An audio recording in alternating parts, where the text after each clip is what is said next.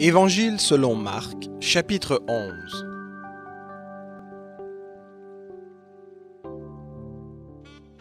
Lorsqu'ils approchèrent de Jérusalem, de Bethphagée et de Béthanie, vers le mont des Oliviers, Jésus envoya 2 de ses disciples en leur disant : « Allez au village qui est devant vous.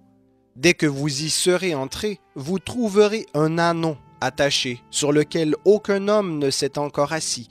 Détachez-le et amenez-le. Si quelqu'un vous dit : « Pourquoi faites-vous cela ?»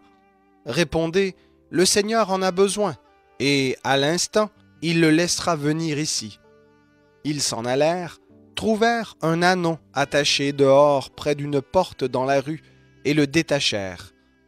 Quelques-uns de ceux qui étaient là leur dirent : « Que faites-vous, et pourquoi détachez-vous cet ânon ?» Ils répondirent comme Jésus l'avait dit, et on les laissa aller.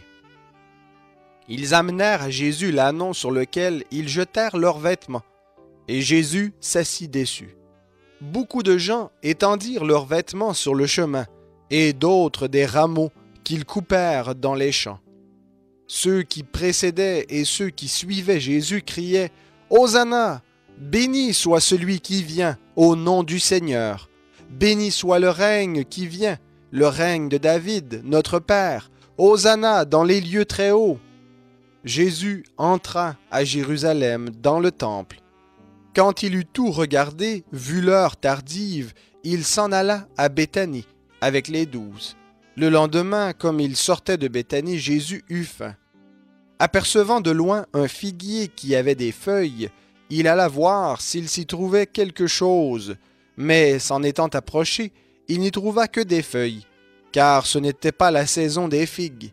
Il prit alors la parole et lui dit : « Que jamais personne ne mange plus de ton fruit. » Et ses disciples l'entendirent. Ils arrivèrent à Jérusalem, et Jésus entra dans le temple. Il se mit à chasser ceux qui vendaient et ceux qui achetaient dans le temple.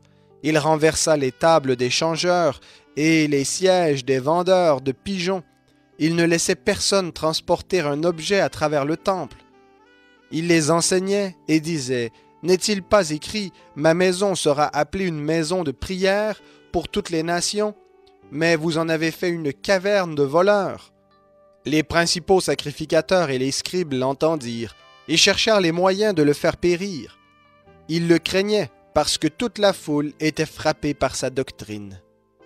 Quand le soir fut venu, Jésus et ses disciples sortirent de la ville.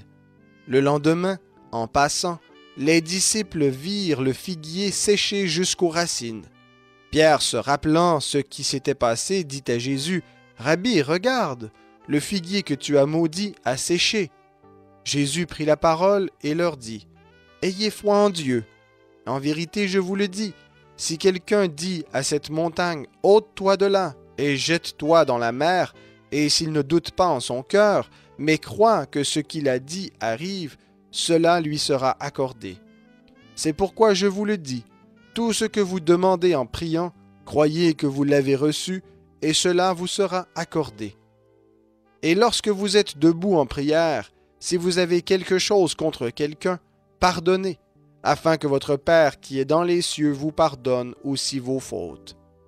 Mais si vous ne pardonnez pas, votre Père qui est dans les cieux ne vous pardonnera pas non plus vos fautes. » Ils se rendirent de nouveau à Jérusalem, et pendant que Jésus se promenait dans le temple, les principaux sacrificateurs, les scribes et les anciens vinrent à lui et lui dirent : « Par quelle autorité fais-tu cela ? Et qui t'a donné l'autorité pour le faire ?» Jésus leur répondit : « Je vous poserai une seule question.